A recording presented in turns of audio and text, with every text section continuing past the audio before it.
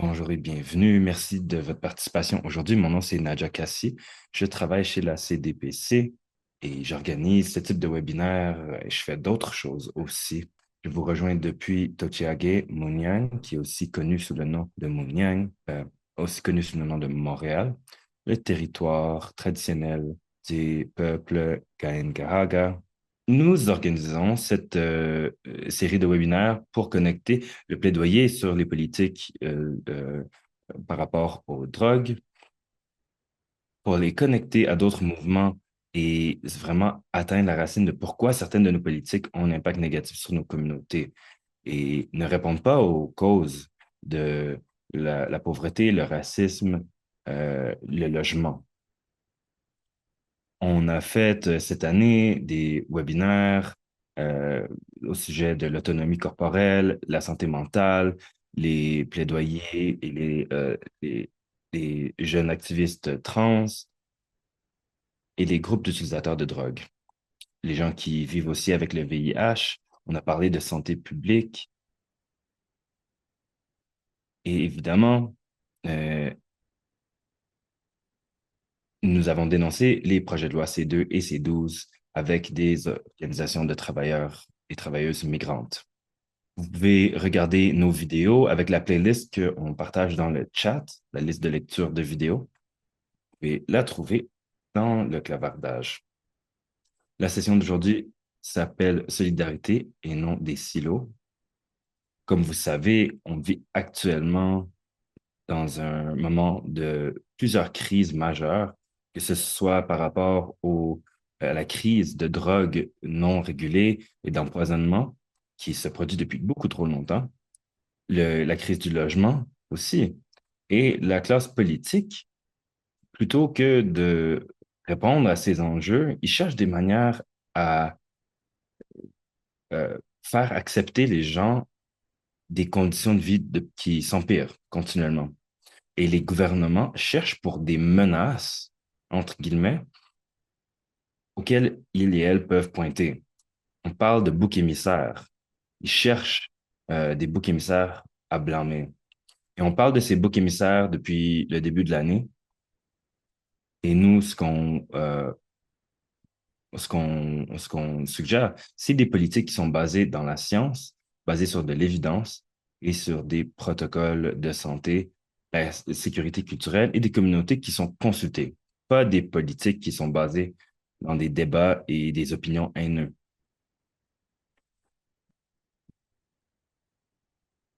Les dernières semaines, ici au Québec, ça a été très difficile avec des nouveaux projets de loi qui ont causé plusieurs.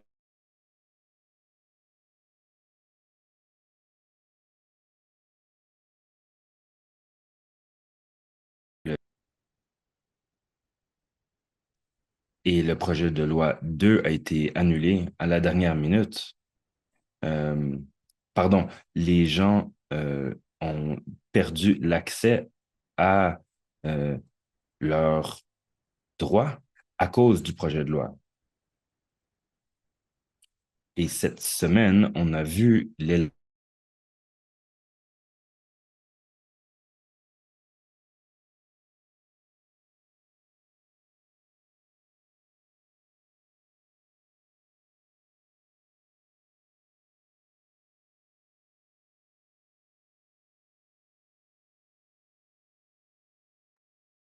Alors, ce qu'on revendique, c'est les politiques basées dans la science et des différents protocoles de santé respectés. On veut pas des politiques qui sont basées sur la haine, le racisme par les personnes canadiennes. Il n'y a aucun de ces projets de loi qui sont adoptés. Il y a un en Alberta, j'ai regardé sur mon téléphone, c'est ciblé la jeunesse trans. Alors, ils continuent de cibler les personnes les plus vulnérables entre nous. Alors, on a besoin de créer un front commun, solide, de lutter contre ces éléments de austérité, mais vraiment les violations des droits des êtres humains. Alors, si vous êtes ici en train d'écouter notre webinaire, c'est tellement fatigant ou épuisant d'entendre que vos raisons d'être, votre humanité, le monde dit que vous n'êtes pas bienvenu, que vous n'existez pas, etc. Alors, les personnes sont isolées. On espère que les personnes sont un peu moins isolées en ce moment. Alors, juste pour vous dire, ça c'est notre dernier webinaire pour cette année. Alors, on veut terminer un bon lancement. On veut mettre de l'avant qu'est-ce qu'on peut. Et si vous êtes ici et vous avez des appels à l'action que vous aimeriez partager avec nous, s'il vous plaît, placez vos messages dans le clavardage et je vais juste rapidement partager un appel à l'action sur le projet de loi C2 et C12 et comment des outils qu'on peut utiliser pour se mobiliser. Et puis, je vais laisser nos panélistes leur présenter eux-mêmes et merci d'être ici avec nous. Merci. À tantôt tout le monde.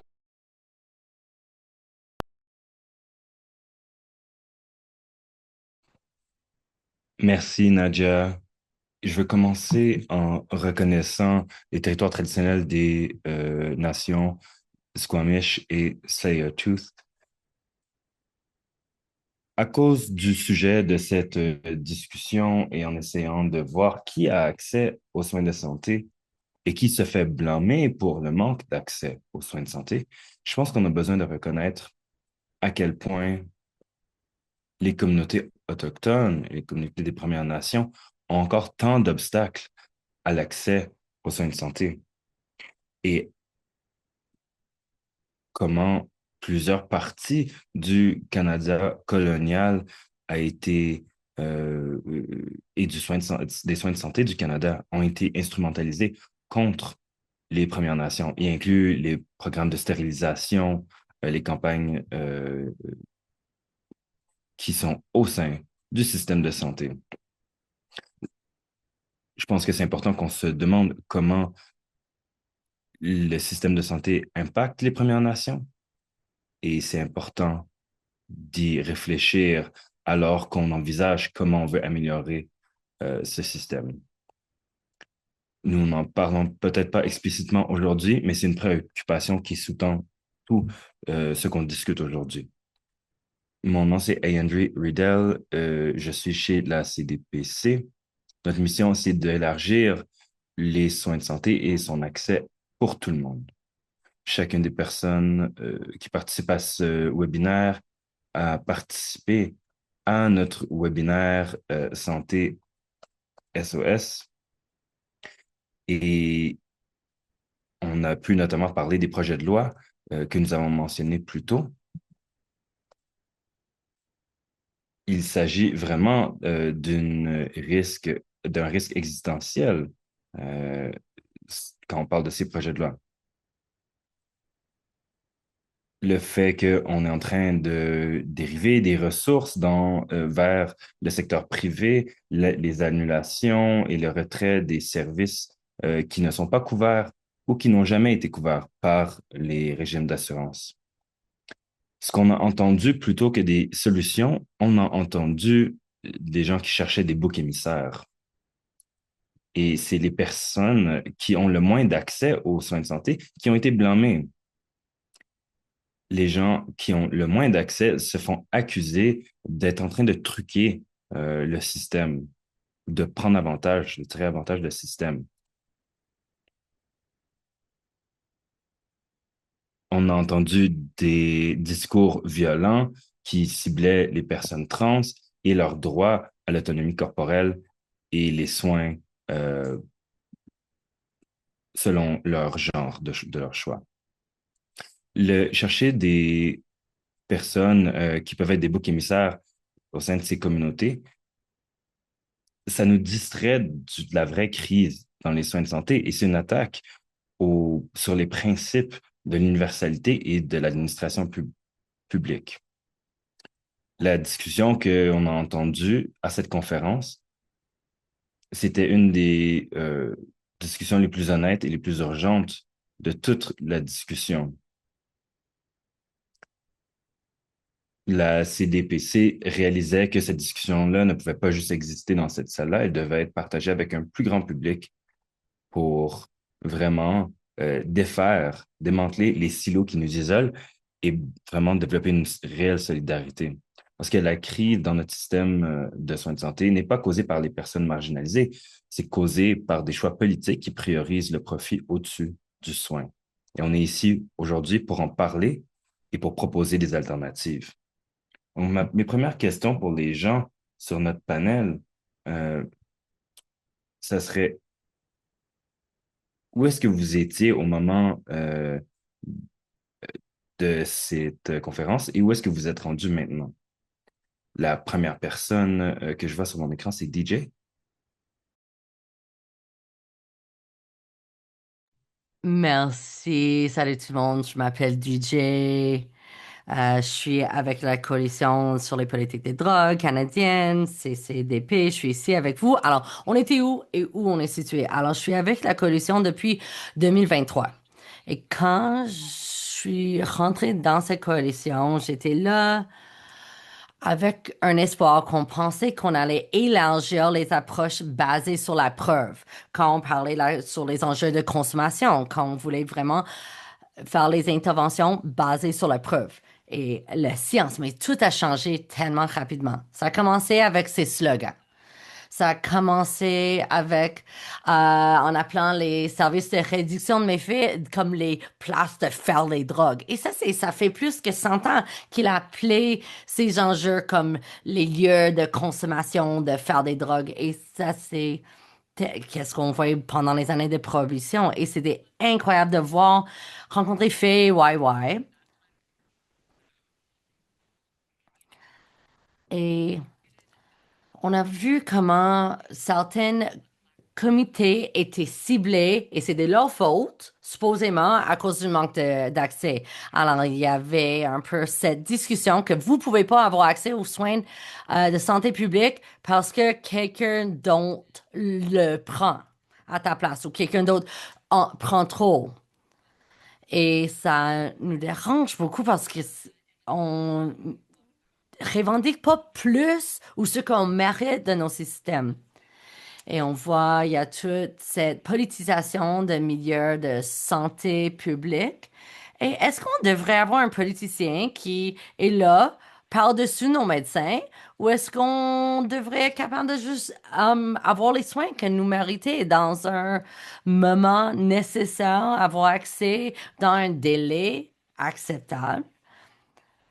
Et depuis ce qu'on a vu, c'est vraiment, on a vu une augmentation du tort qui est fait, surtout quand on parle des personnes qui consomment les drogues.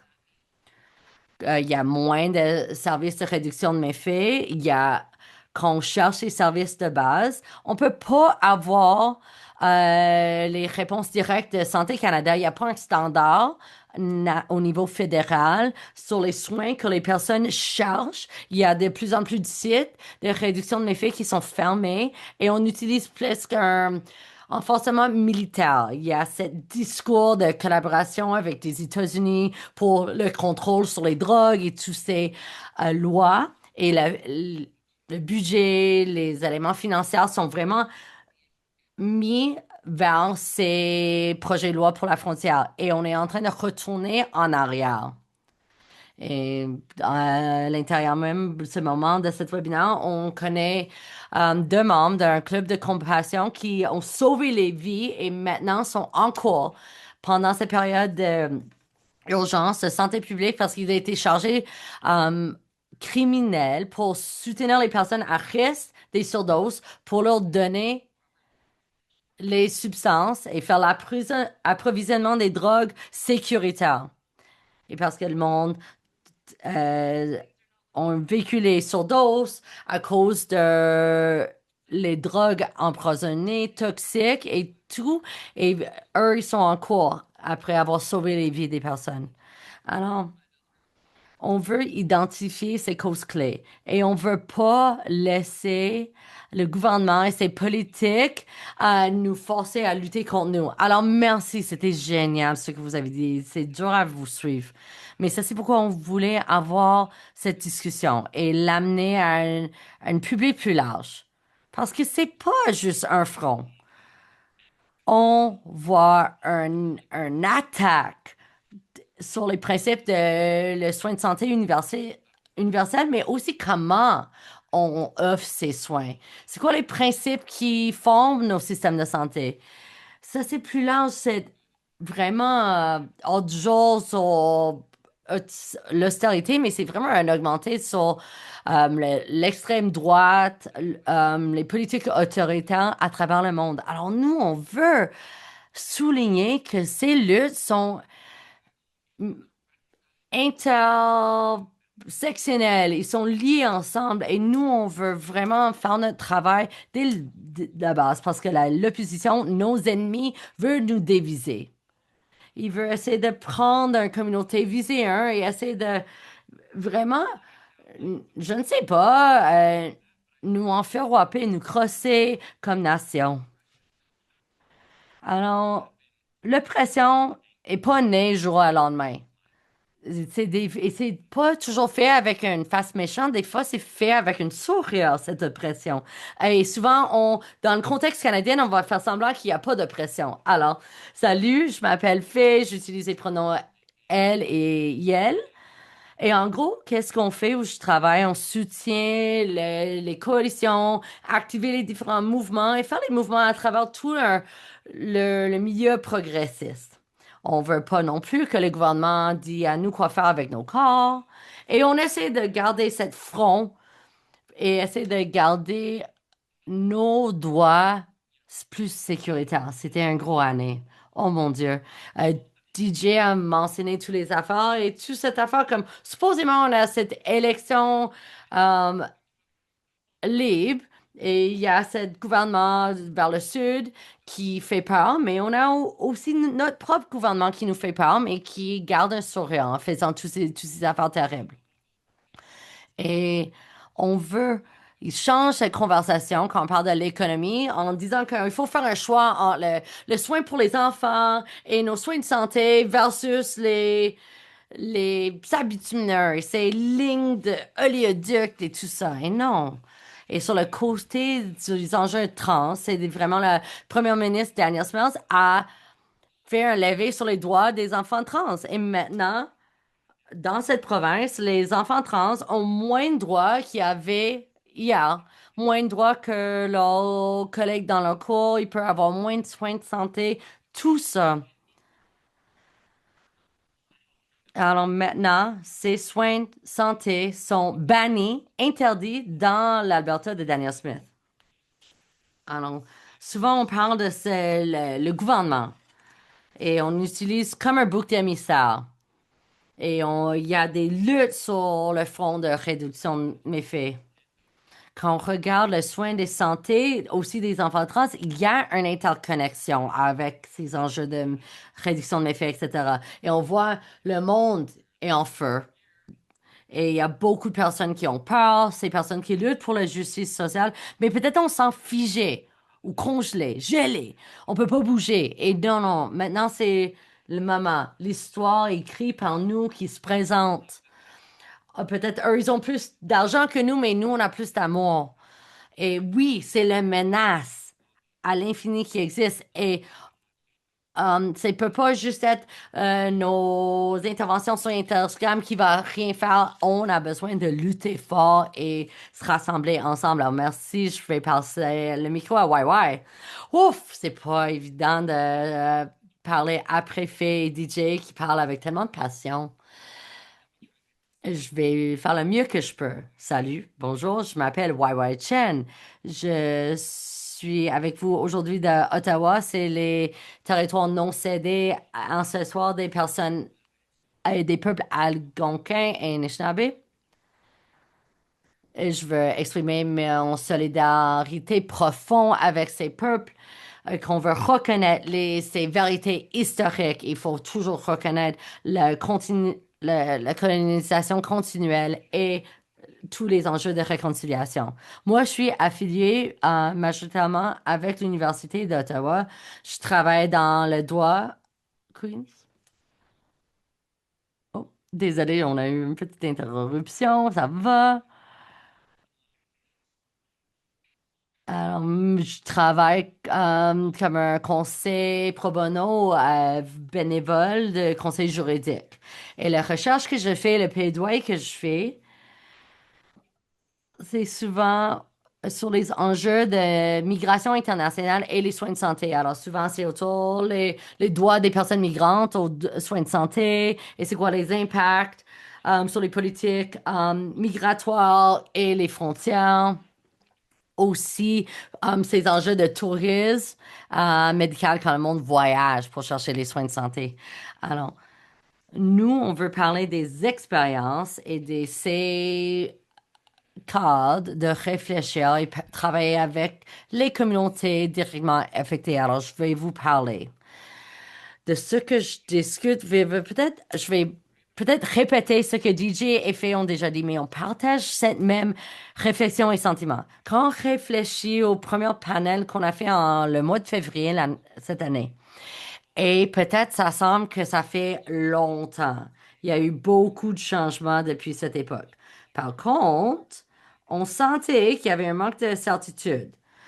Mais les affaires avançaient plus ou moins bien. Et on était capable de se rassembler, parler de notre système de santé, comment on peut euh, avoir cette fonds. Et c'était de plus en plus universel pour couvrir les populations marginalisées. Mais maintenant, non, non, non.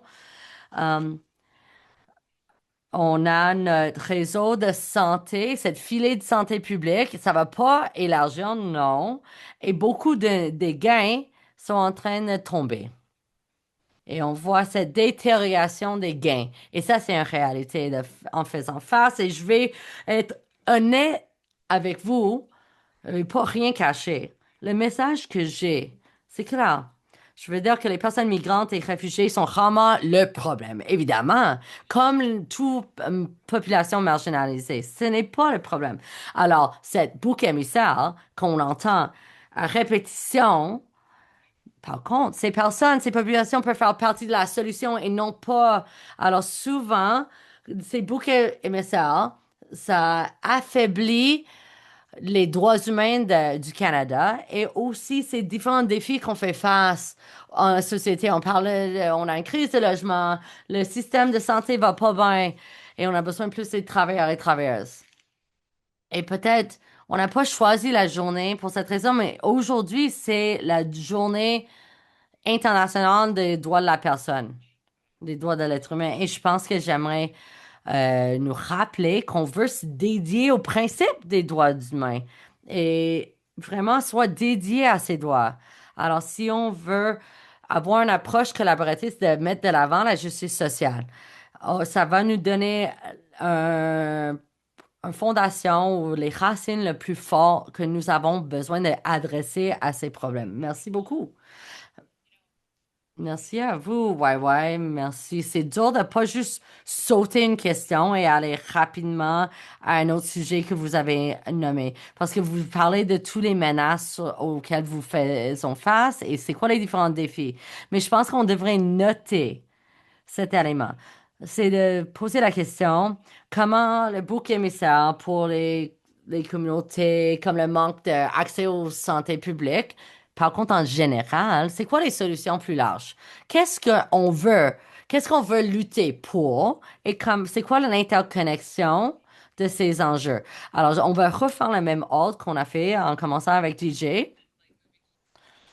Alors, vers les solutions. Alors, c'est positif. Qu'est-ce qu'on lutte pour quoi? Et peut-être quitter les questions de menace et qu'est-ce qu'on met de l'avant? Qu'est-ce qu'on lutte pour quoi? Et oui, quand on se rassemble en cette panel, ce qui m'impressionne toujours, on discute les mêmes choses. On n'est pas en opposition. On parle pas de manière oppositionnelle non plus dans qu'est-ce que les personnes veulent dans nos communautés. Le monde veut se sentir en sécurité, se sentir bien en santé, respecté, avoir un soin de base. Ça, c'est consistant aussi. Ça va dans la même direction que les droits de la charte humaine, les droits d'être humain international.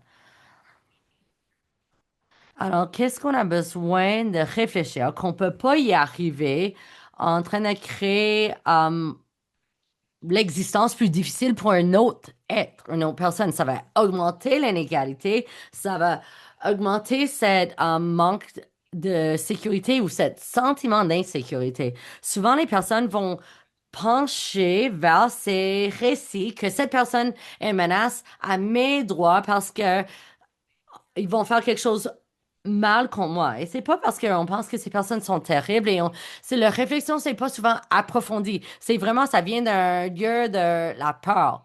Quand on a peur pour nous-mêmes, on a la misère d'engager et de réfléchir aux autres. Alors, nous, on veut construire un lieu que les personnes ont le droit sur l'autonomie corporelle eux-mêmes. Le monde peut accéder aux soins de santé. Le monde peut avoir accès au logement adéquat. Est-ce qu'on peut le faire quand on marginalise certaines communautés, quand on enlève leur statut migratoire, quand on enlève les soins de santé pour certaines personnes et on dépense plus d'argent sur nos systèmes carcérales qui vont pas résoudre ces problèmes. On voit beaucoup d'argent investi dans la sécurité des frontières, dans les prisons, dans l'armée, les militaires. Mais je ne vois pas la preuve qui appuie ces initiatives qui vont vraiment bénéficier les choses que les personnes veulent, ont besoin. Ce que le monde veut, c'est le logement, les soins de santé, les communautés saines. C'est pas juste une question de bouc émissaire, il y a des impacts vécus quand je travaille avec les personnes incarcérées à l'intérieur, les personnes en prison, trans pouvaient pas avoir accès aux soins de santé. Les personnes dépendantes pouvaient pas avoir accès au méthadone. Les personnes avec pas un bon statut migratoire pouvaient pas avoir leurs droits de base protégés à cause de ça.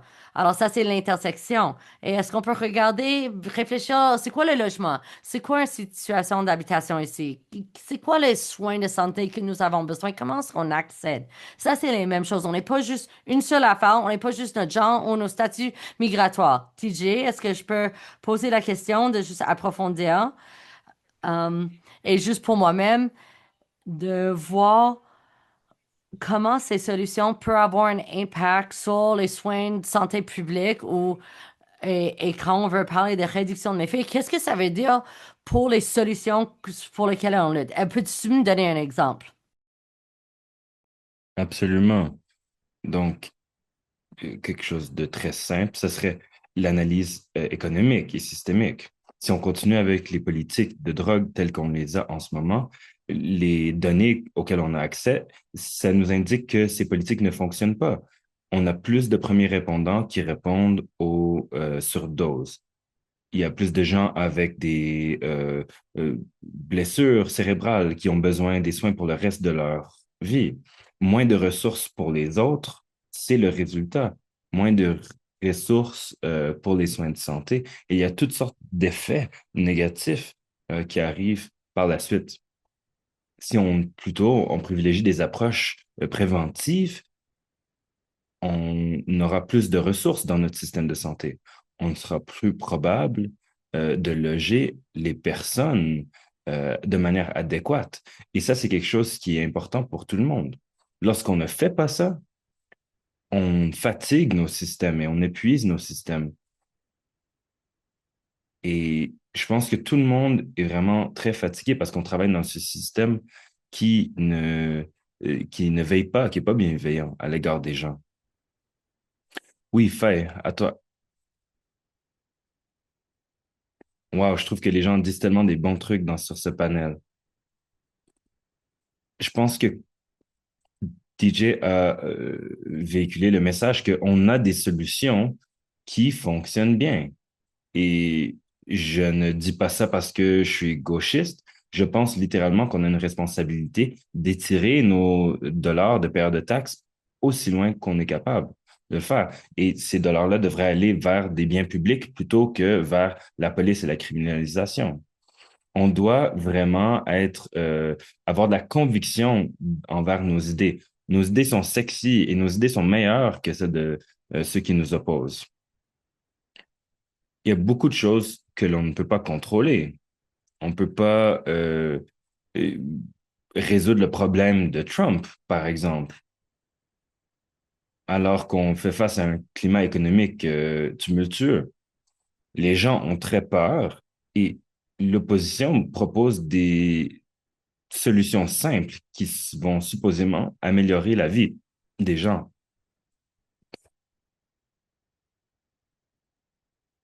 Mais en réalité, ces propositions-là visent simplement à aider le secteur privé.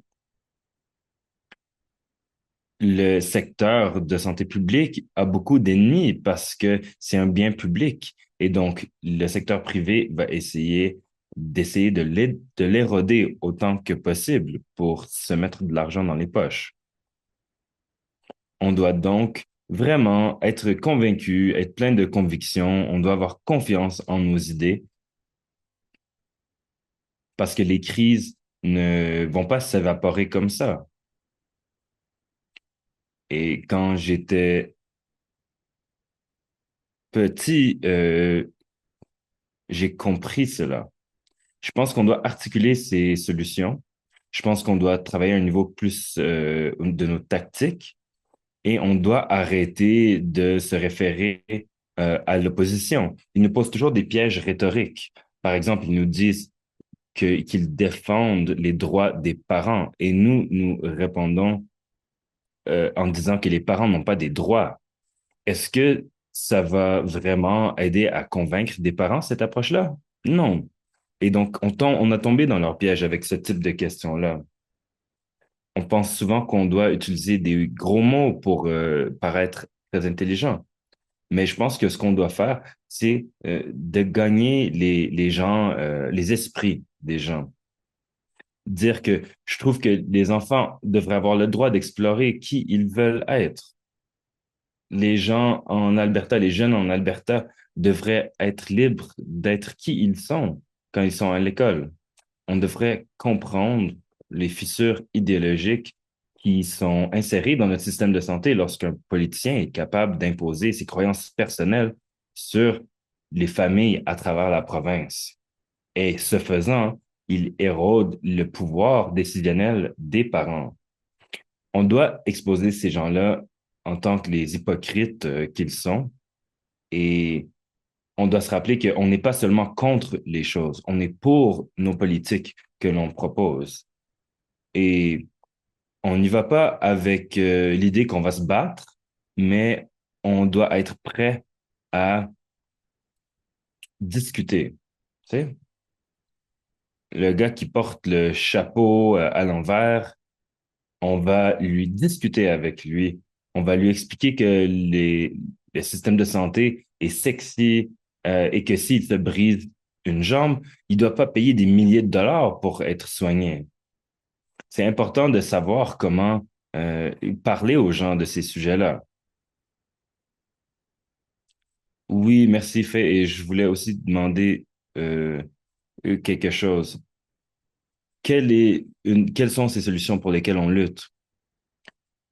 Les solutions, c'est plus de soutien pour les parents des enfants trans. L'opposition nous dit qu'ils sont inquiétés et qu'ils veillent au bien-être des parents. Mais est-ce que les parents sont capables d'avoir accès à des conseillers? Est-ce que les parents ont accès à du soutien et des ressources? Est-ce que l'opposition veille à ce qu'il y ait des soutiens culturels pour ces familles-là? Non, ils ne font rien de ça. Et donc, ils ne sont pas réellement bienveillants à l'égard des parents. Ce type d'intervention euh, serait importante à avoir. Lorsqu'on n'a pas de ces systèmes en place, les jeunes finissent par dormir sous des ponts parce que les hébergements et les systèmes actuels pour les gens sans domicile fixe, ils sont pas conçus pour les enfants trans et pour les jeunes trans. Donc, on doit avoir des environnements sécuritaires. Et c'est un échec politique lorsque un enfant quitte sa maison et se retrouve sur la rue. Allez-y, ouais, ouais. Bon, j'ai l'impression que je vais me répéter, mais le message reste le même. En venant du côté de la perspective d'un immigrant, l'objectif final, c'est pour nous, c'est de rejeter l'austérité et de plutôt plaidoyer pour une coalition plurisectorielle. les communautés ne doivent pas se lutter les unes contre les autres comme dans Hunger Games, euh, alors qu'il y a de moins en moins de ressources qui sont disponibles. On ne doit pas accepter qu'il s'agit d'un bol à partager qui est très petit, mais plutôt d'élargir le bol pour qu'il y en ait assez pour tout le monde, qu'on puisse tous partager. Donc, les biens communs doivent être réinvestis. Et on a la moralité de notre côté et on doit l'utiliser en tant qu'un avantage. On sait qu'inclure les réfugiés et les migrants dans notre système de santé, ça nous économise de l'argent. Autant que je dis qu'il faut rejeter ce discours d'austérité, même si on joue euh, selon leurs règles et qu'on s'oriente vraiment autour des dépenses publiques, comme si c'est notre préoccupation la plus grande, pour arriver à des saines dépenses publiques, la stratégie, ça serait d'inclure plus de personnes dans le bassin de personnes qui ont accès aux soins de santé. Lorsque les gens sont exclus, soit ils sont en train de délayer les traitements dont ils ont besoin, les traitements essentiels, et leur situation de santé s'aggrave et ils se retrouvent à l'urgence, ce qui est plus coûteux pour notre société. Quand les migrants et migrantes ne sont pas capables de payer pour ces soins d'urgence, c'est le gouvernement ou nous-mêmes en tant que société qui vont absorber ce coût-là. Et donc, c'est moins cher si on parle de ressources, dans une perspective de ressources, là. Si on parle d'argent, ce qui est proposé actuellement, les politiques actuelles ne sont pas logiques, même selon leur propre logique de ressources. Donc, c'est important qu'on souligne cette partie de notre argumentaire. Parlons des données qui appuient notre point de vue et notre argument. Merci à Andrew, merci YY, pardon. C'est un très bon point que si on ne fournit pas ces services-là, ça va nous coûter plus cher en tant que société. Donc, c'est une meilleure décision économique euh, à court terme et à long terme.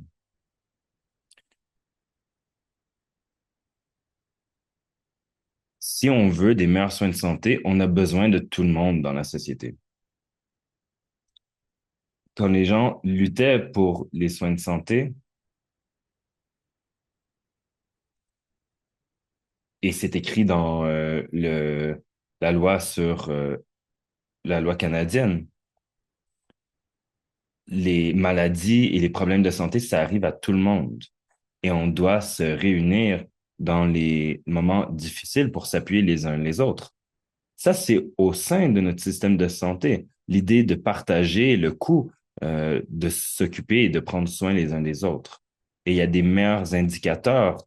On peut aspirer à de meilleurs indicateurs de santé si on s'oriente vers cette solidarité-là. Les politiques actuelles, ils créent des joueurs dans ces systèmes-là qui sont privés et qui cherchent le profit. Et le soin de santé, le système de soins de santé et sa privatisation fait partie de la pipeline qui achemine les gens vers la prison. Et donc, ça fait partie du complexe militaro-industriel et de système de prison. En Alberta, actuellement, on voit des politiques qu'on doit surveiller en termes du système de santé.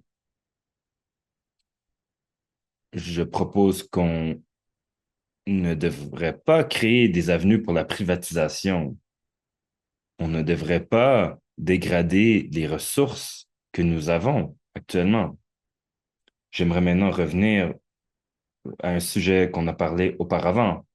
On parle souvent des soins de santé d'une manière de provision de services, mais dans la lutte pour les soins de santé publics, les campagnes contre le système de santé étaient parmi les plus racistes et les plus discriminatoires parce qu'elle était appuyée par des éléments politiques américains. Ils ont lancé des annonces dans les radios et dans les journaux. Sont allés dans les écoles. Ils ont donné des pamphlets. Et il y avait beaucoup d'imagerie raciste, euh, des images de sorciers africains, des chamans qui viendraient euh, dans notre pays. Et les fermiers ruraux en Alberta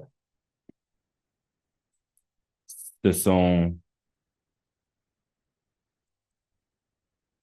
inoculés contre cette propagande. Et je pense pas qu'ils sont très exposés à des communautés diversifiées, mais eux-mêmes, ils ont su dire, waouh, vous nous mentez avec cette propagande et on va pas embarquer dans votre jeu. Donc, on peut se demander maintenant quelles sont les menaces actuelles et comment est-ce qu'on peut travailler ensemble en tant que mouvement pour répondre à ces défis. On va aller dans le même ordre. OK, génial. Alors oui, j'ai reçu, quand on n'est pas dans la même place sur les écrans Zoom, mais on a discuté autour du pot. Alors, c'est quoi l'objectif? Qu'est-ce qu'on veut faire?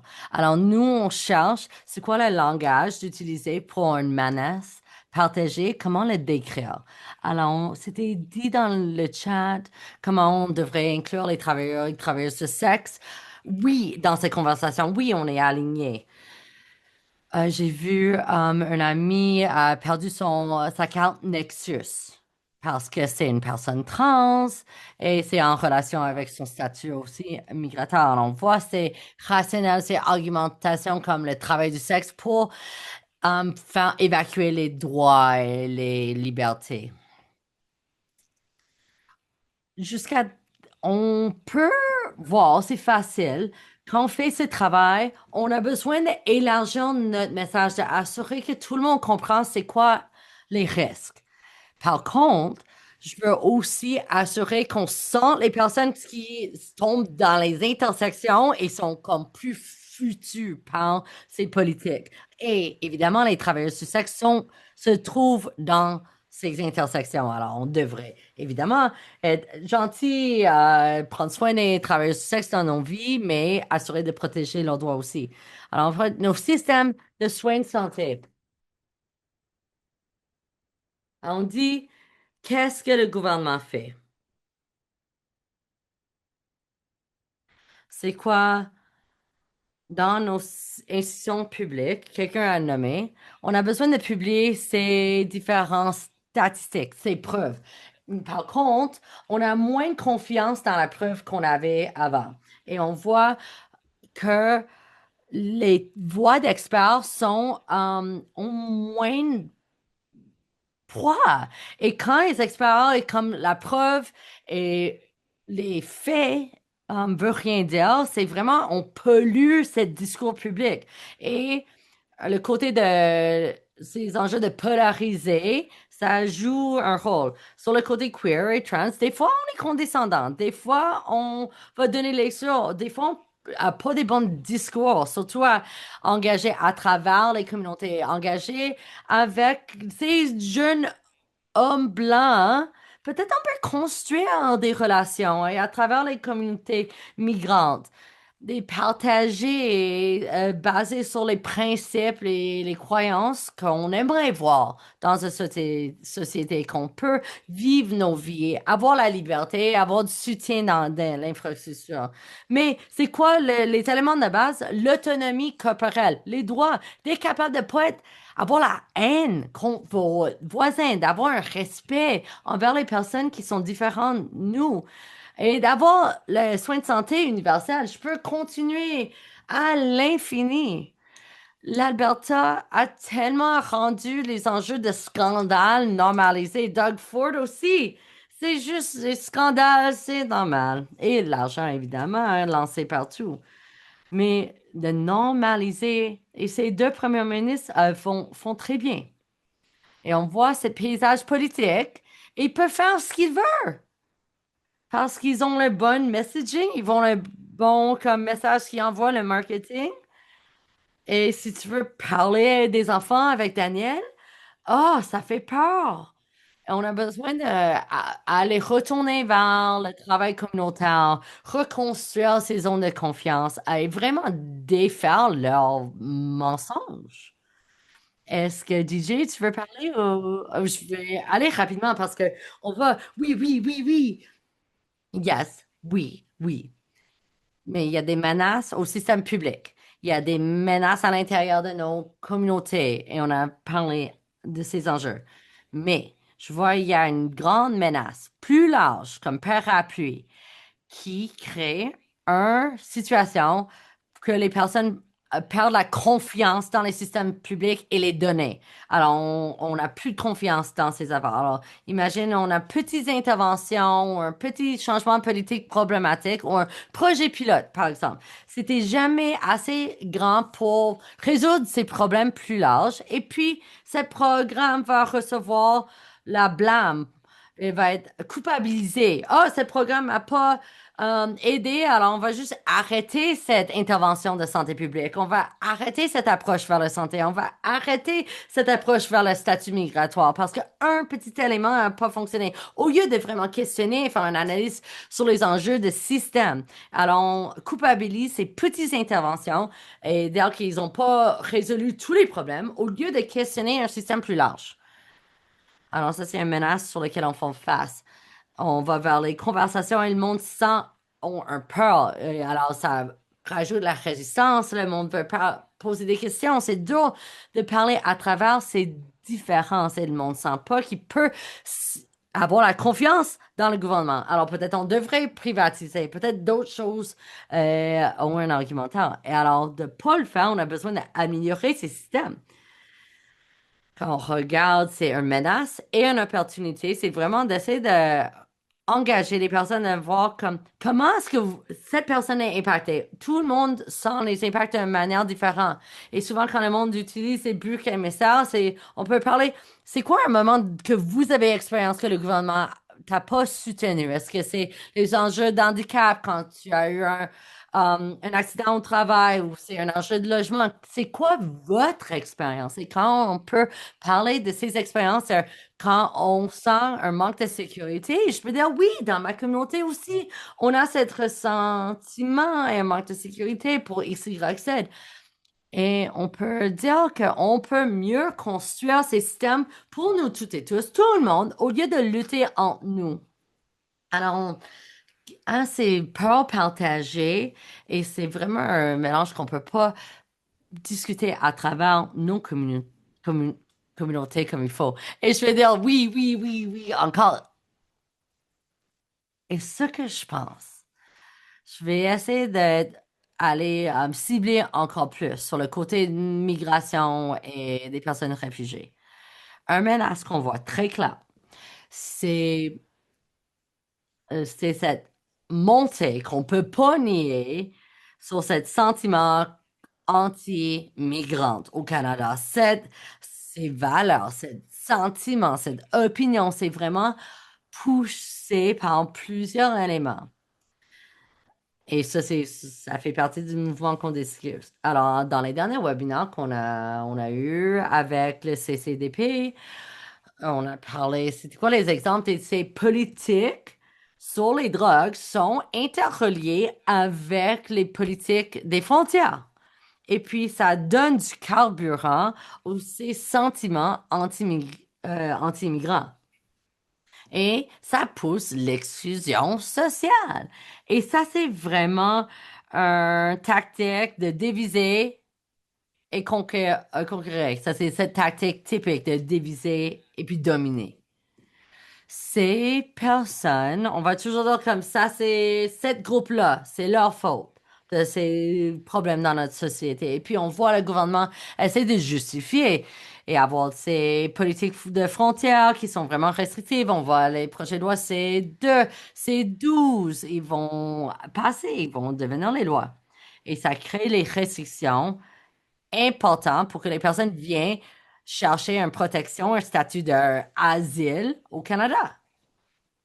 Et ça soulève et se rejoint ce que fait à parler des femmes, les personnes de la communauté de LGBTQIA+. Ces personnes font face à plus de menaces et persécution à travers le monde. On inclut les États-Unis, mais quand même, au Canada, on pense que le Canada, c'est un tiers pays sud, c'est un pays sécuritaire, et on va nier les personnes de déposer une demande de réfugiés qui quittent les États-Unis pour le Canada parce qu'on dit que les États-Unis, c'est sécuritaire. Non! Et ça démontre comment les différents mouvements qu'on discute aujourd'hui, ça c'est un point de connexion. Et je pense que ça c'est un exemple concret qui démontre les couches et qu'on a une menace collective et que nous avons besoin de tous travailler. Alors, si on regarde les enjeux de santé publique, il y a plein d'éléments et tous ces politiques, ces décisions ont une influence sur le bien-être de ces personnes et la santé publique. Et oui, merci. On peut lier à cette prochaine question et je vais essayer de formuler deux questions dans une seule question. On parle des différentes stratégies. Quand on va, ces stratégies qui poussent ces menaces de l'avant et comment est-ce qu'on organise de manière mieux, plus efficace? On parle dans les grosses idées parce qu'on parle des connexions, mais j'aimerais avoir des exemples concrets. Qu'est-ce qu'on va faire? Comment est-ce qu'on va le faire? Comment est-ce qu'on va protéger nos communautés de ces propagandes pour assurer que le monde ne tombe pas dans ces boucs émissaires et ces faux arguments? Qui veut commencer? Fais, oui. Oh, moi, je suis là, je suis là, je suis là. Alors, des fois, c'est dur de, je suis comme, arrête d'être un trou de cul vers les autres et arrête de penser que tu es meilleur que d'autres. Et oui, je parle, des fois, on parle de notre on pense qu'on est meilleur que les autres. Et les systèmes sont durs à changer. Des fois, c'est plus facile à lutter entre nos pairs et vraiment lutter contre les organismes qui essaient de faire le mieux ce qu'on peut. Non, tout le monde va faire des erreurs. On va faire des torts. On va pas toujours prendre les meilleures décisions. Et moi, je suis comme en crise. Et je vais sacrer plus que je sacre normalement parce que la vie est pas facile. C'est en feu. Ça brûle. Alors, je suis frustrée et je vais essayer de résister, de pas être méchant vers d'autres personnes dans le mouvement. Des fois, j'essaie d'avoir un principe quand je discute avec une personne qui connaît pas le manque des droits des personnes trans. Je vais pas dire que vous êtes un trou de cul, t'es impertinent, non, parce que t'es aussi fatigué. La vie est pas facile. Et on parle qu'on lutte chez nous, dans le foyer.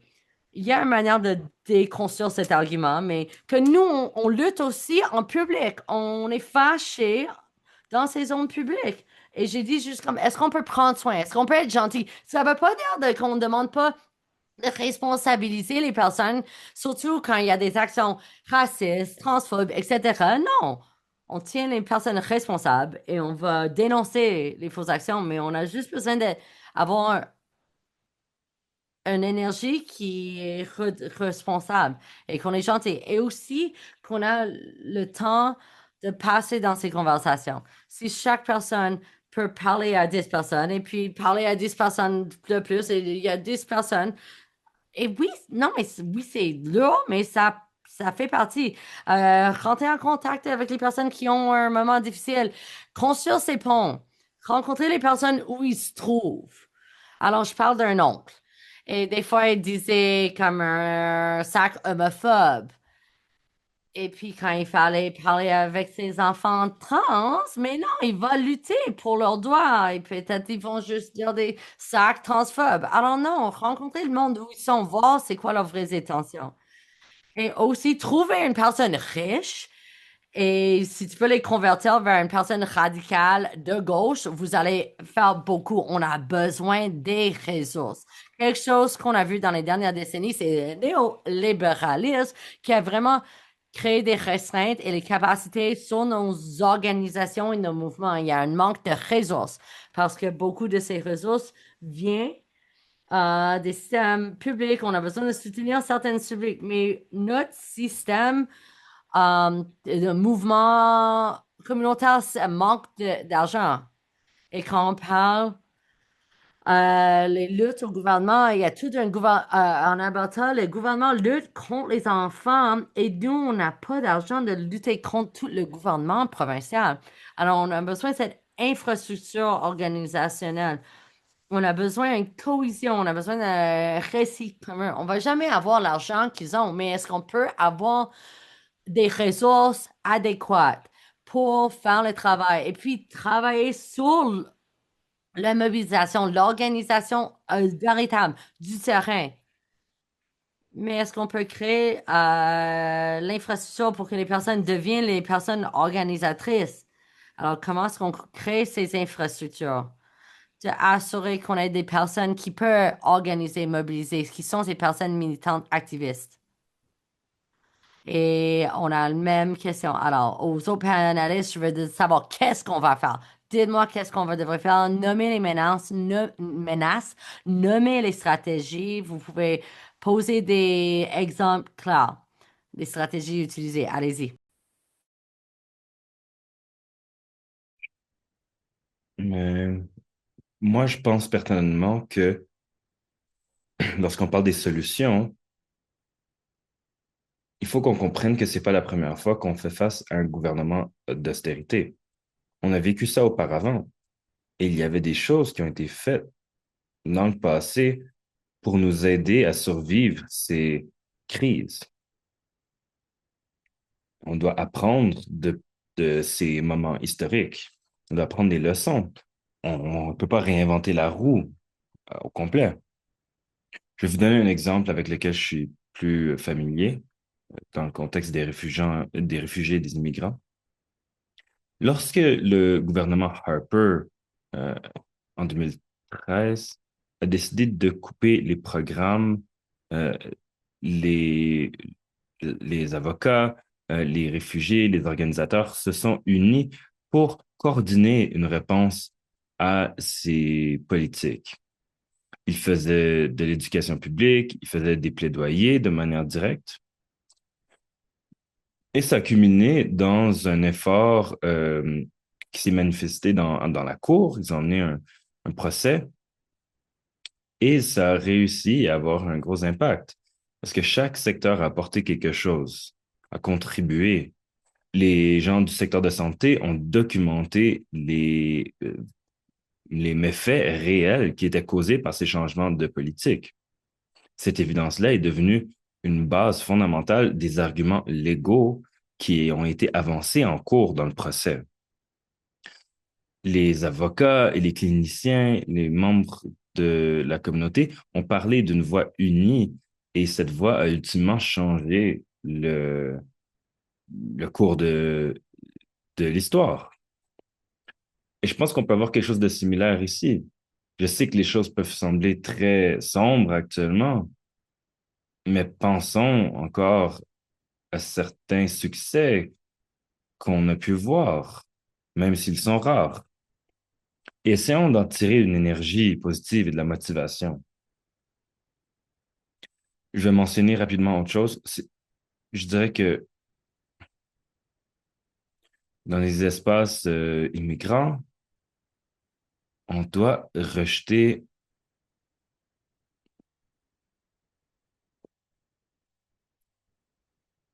on doit rejeter les dichotomies trop simplistes qui sont souvent avancées dans le cadre des discours politiques. Parfois, on peut parler de manière un peu condescendante et parfois il y a des divisions au sein des mouvements. Mais en tant qu'humain, c'est très tentant pour nous de catégoriser les gens. C'est très facile de tomber dans ce piège-là de catégorisation parce que le gouvernement va ensuite utiliser ces divisions-là et ces stéréotypes-là euh, contre nous. On a des vieux stéréotypes et des vieilles dichotomies qui nous dépeignent comme des bons immigrants ou des mauvais immigrants, des réfugiés qui méritent l'asile et des réfugiés qui abusent du système. Je pense qu'il faut vraiment qu'on mette au défi ces types de fausses dichotomies parce que ces types de discours créent des hiérarchies de validité et qui ultimement sont utilisés pour euh, enlever les droits humains aux gens. C'est important pour nous d'identifier cela comme des tactiques politiques qui sont utilisées pour nous diviser et pour mettre euh, pour confronter les migrants, les communautés migrantes les unes contre les autres. Et on doit rejeter ça. On doit s'orienter vers l'inclusion, la solidarité, plutôt que de se rabattre sur les catégories qu'ils nous donnent.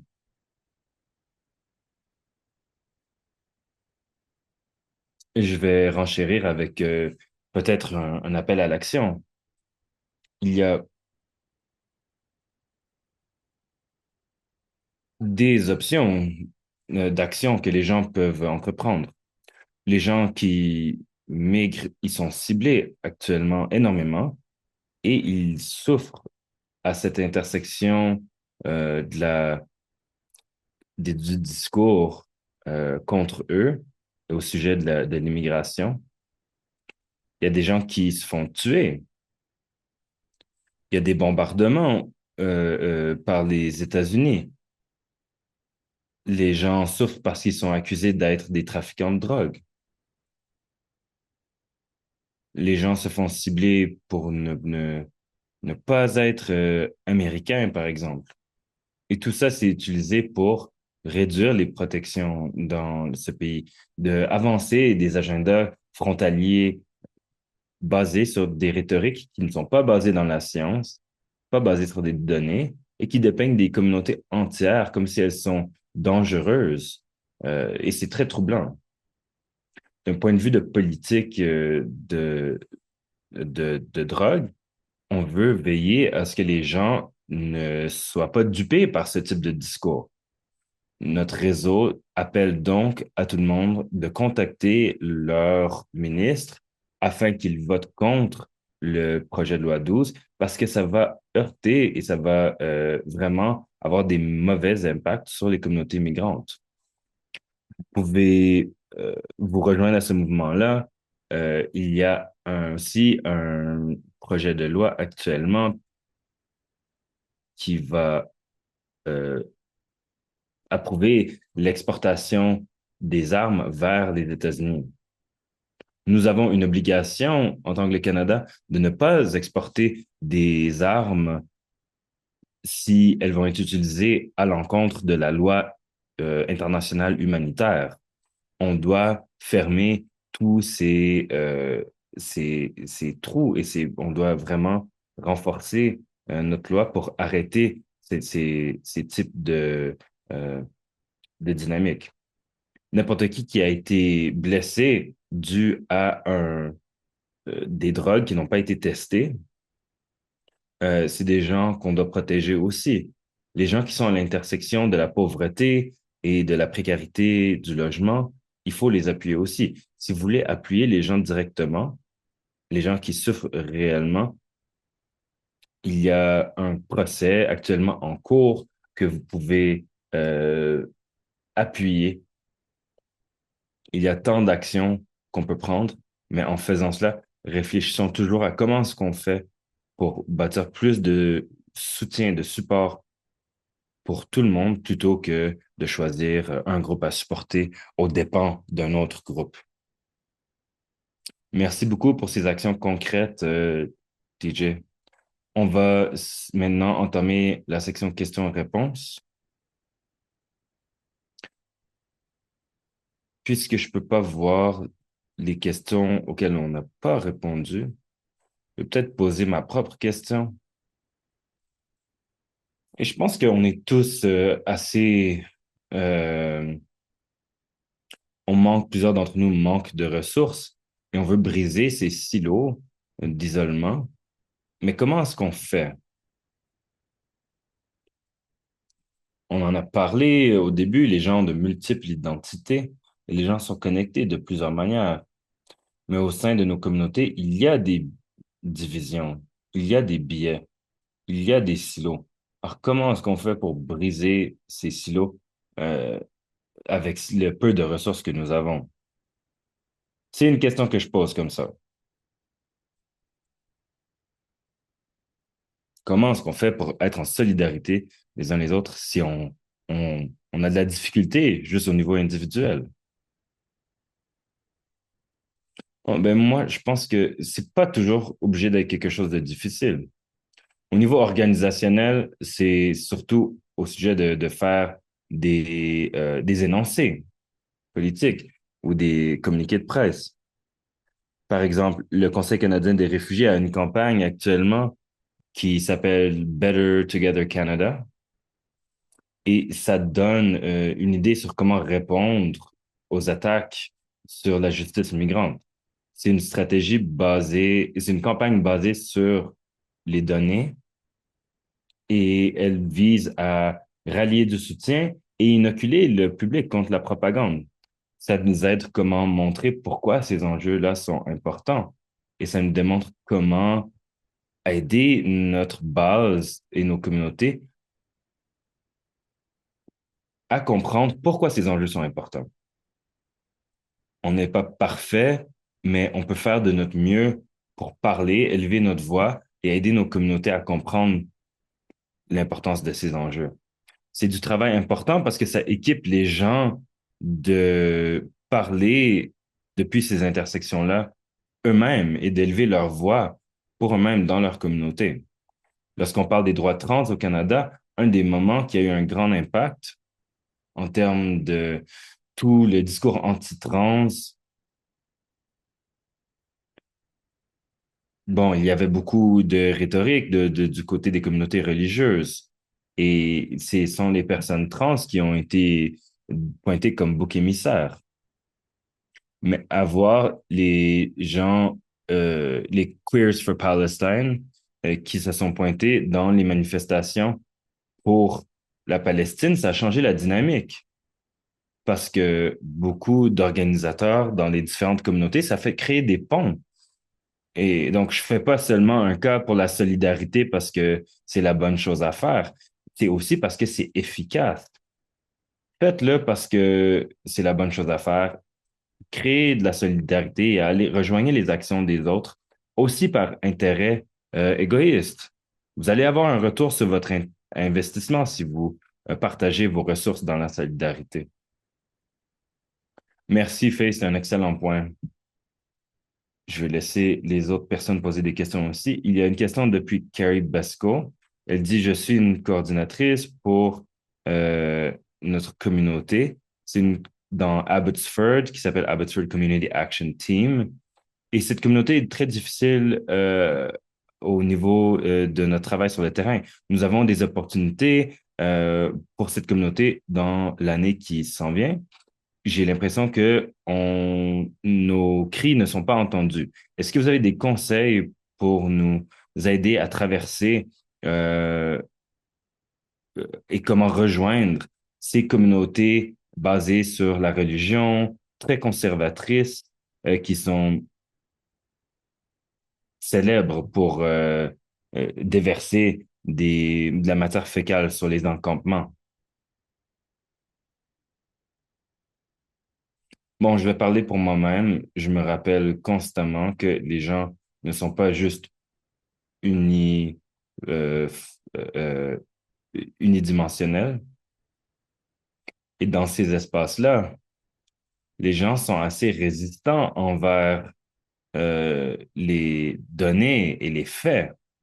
Ils sentent une peur existentielle et donc ils sont en mode un peu de réaction. Ils sont très campés dans leur position. On peut parfois leur poser des questions plutôt que d'essayer de les marteler de faits, leur demander pourquoi vous êtes inquiet. Qu'est-ce qui vous inquiète exactement? OK, vous avez peur du trafic de drogue illégale. Pourquoi ça vous inquiète? Est-ce que c'est parce qu'il y a des gens qui veulent acheter des drogues? Comment est-ce qu'on pourrait rendre cette dynamique plus sécuritaire? Poser des questions constamment parce que ça active le cerveau et le dialogue d'une manière différente que de juste les marteler avec des données. Il faut s'intéresser à leur perspective, leur opinion aussi, et ça nous permet d'engager d'une manière plus proactive dans ces espaces très difficiles. Merci beaucoup, DJ. Il y a beaucoup de questions qui surviennent maintenant. Il y a une question qui demande comment euh,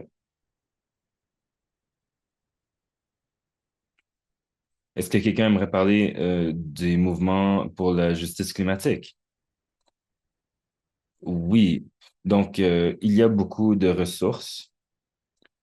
Je vais partager des liens dans le clavardage, mais si vous cherchez à...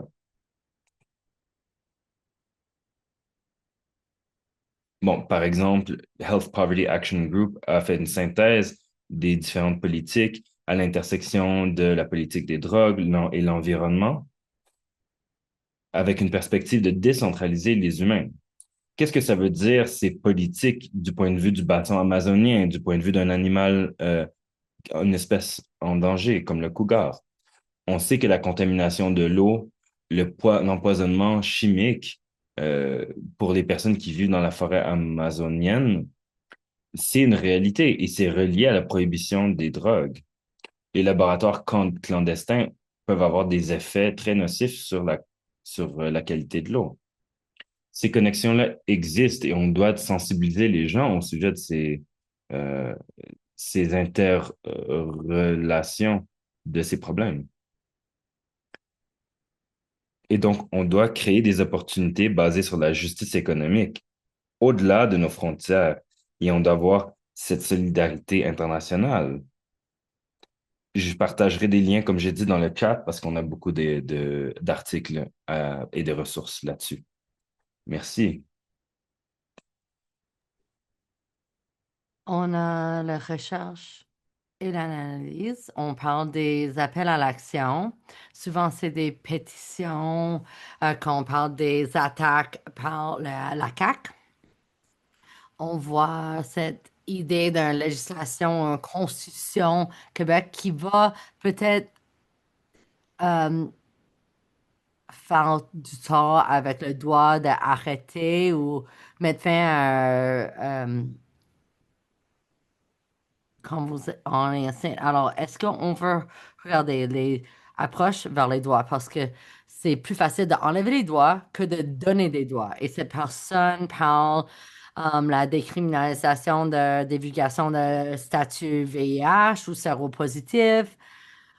Je ne sais pas si j'ai bien expliqué la question. Je suis un peu mélangée par la question. Et non, je pense que je peux me lancer et selon que j'ai compris sur ces questions, Jordan, est-ce que c'est sage de mettre nos luttes dans cet argumentaire des droits? Parce que des fois, ça peut créer du tort plus que du bien. Et ma réponse à ces questions,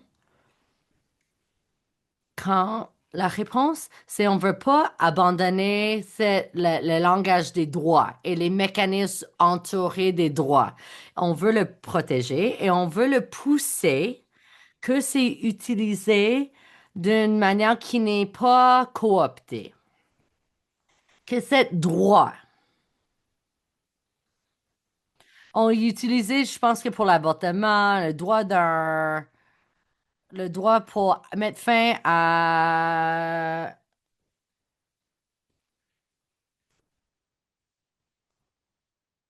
Alors, c'est de mettre fin à la grossesse. C'est quoi?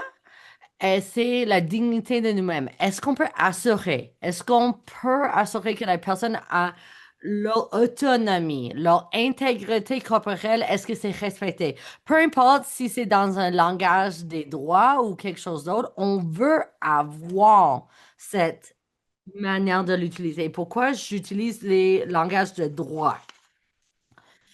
Parce il y a déjà un argumentaire établi. Juste assurer que c'est lois et politiques qui viennent du public.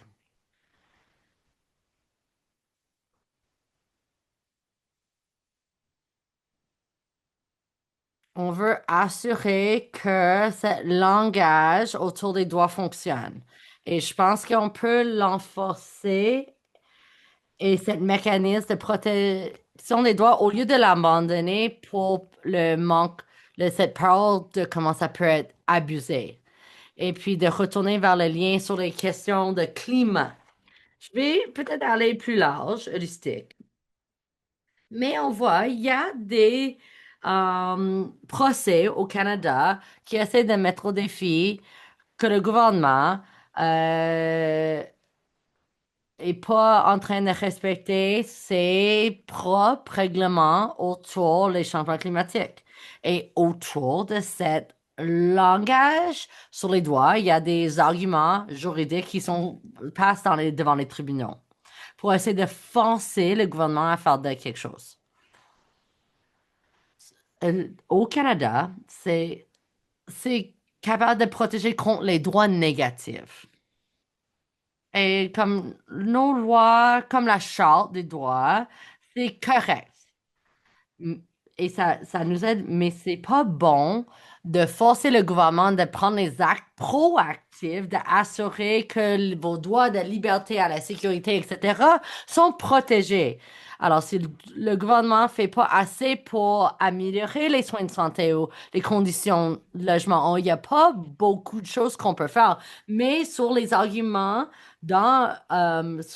pour le changement climatique, devant les tribunaux, on voit un certain niveau de succès et qu'on devrait offrir un soutien à travers nos mouvements, à travers nos secteurs.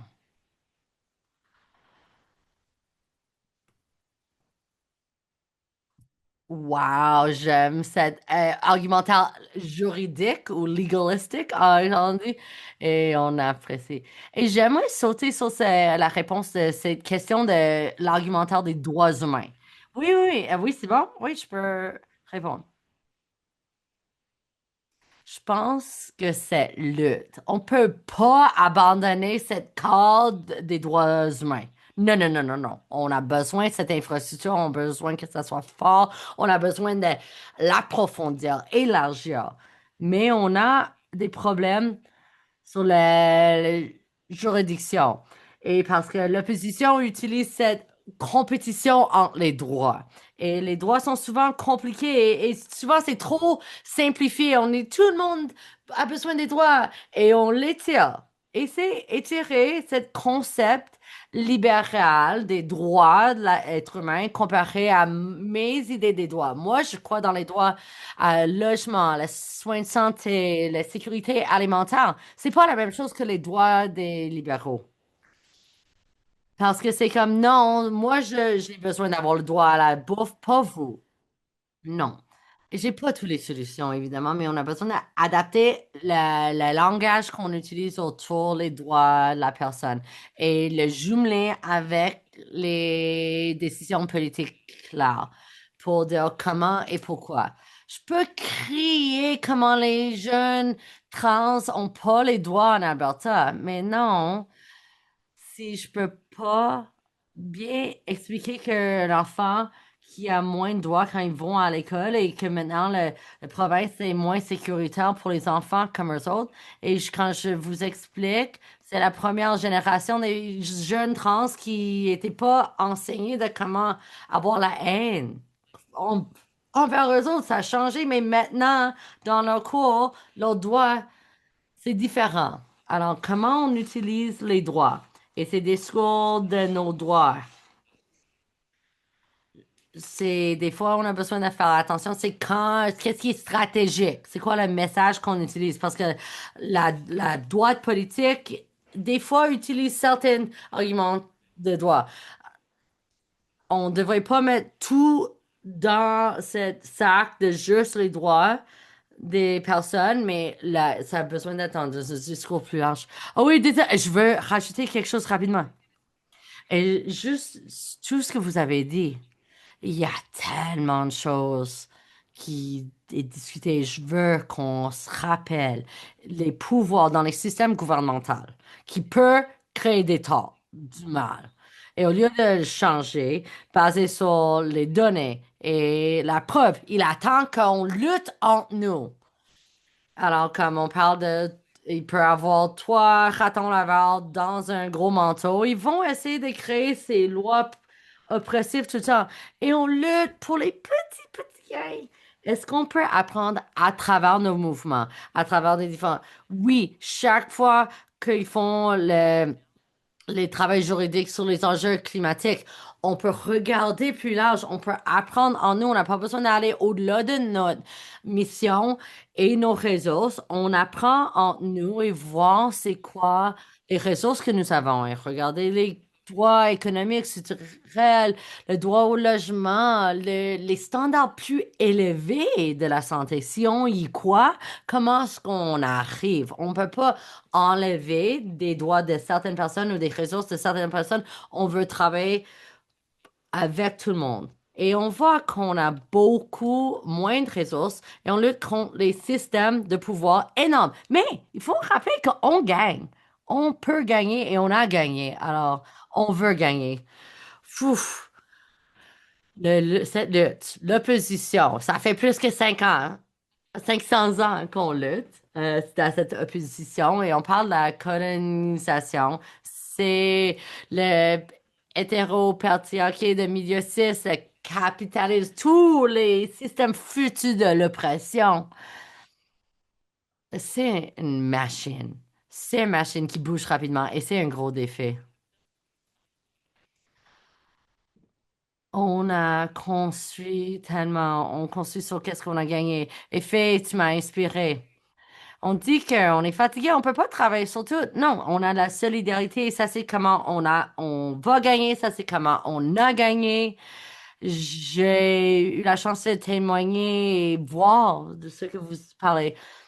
À l'intérieur de, quand on a travaillé sur les enjeux trans et queer à travers la lutte pour les droits des personnes palestiniennes, je pense que ça a vraiment aidé.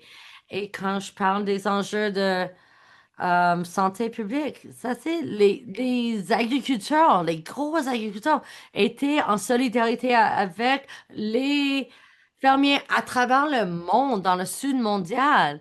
Mais tu es capable de déconstruire ces arguments de bouc émissaire. Ils sont allés plus large. Ils savaient de défaire ces campagnes de propagande. Ils n'étaient pas manipulés.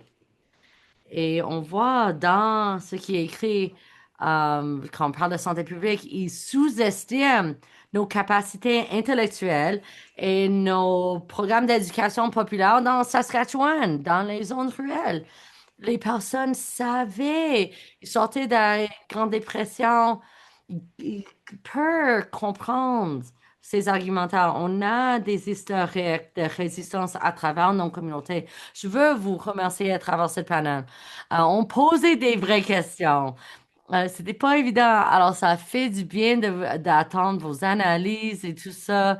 Il y avait un moment que je sentais que ça serait difficile et que c'est triste, mais non, je sens mobilisée. Merci à tout le monde pour votre temps et votre intérêt et votre écoute. Oh mon Dieu, je suis content qu'on termine avec cette inspiration. Euh, on peut continuer à le dire. Et c'est la fin de l'année, mais c'est pas la fin de notre travail. Alors, je veux remercier les panélistes pour tout le monde, votre participation dans le clavardage et dans le chat. On va avoir un enregistrement. Tous les liens partagés vont être partagés demain ou vendredi. T'en fais pas. Je suis content que vous vous sentez motivé, l'énergie. Merci énormément, tout le monde. Bon, merci à vous.